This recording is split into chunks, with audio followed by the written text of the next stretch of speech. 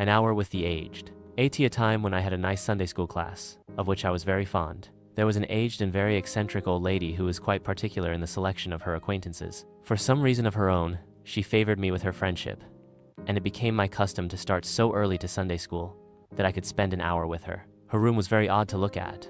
She had a fancy for putting almost everything into a separate little bag. The hairbrush, coarse and fine combs were each suspended in a bag, just exactly large enough. Even the pen holder stuck out of the top of a slender bag that just fitted it. Would you imagine a thimble bag also?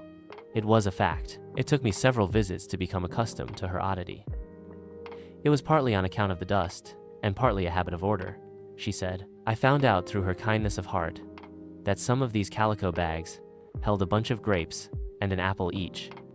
I've got grandchildren, she explained. She also had a Bible so very old that the pages were yellow, and it was so large it was awkward to hold. Many a pleasant talk we had, she explaining to me passages that were obscure. How I loved to read the writings of Esdras and the Apocrypha, and how odd were some of the names in the old Bible. Such old-fashioned earrings as she wore, too. One day I asked her if she had not had them a long time, for my mother had, hidden safely away, a pair something like them that Grandpa gave her for her 5th birthday when he came home with his ship, said she.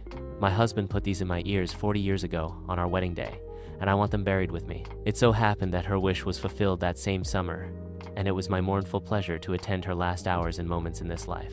Dear children, it is a sacred pleasure to realize that you have lightened a few hours of the aged and lonely who have been withdrawn from the sunshine and cheerfulness of outdoor existence. If it is your privilege to do so, let your ministrations help them to forget a portion of their sorrow and pain, and perhaps they may bear a kind word for you to the higher and better world.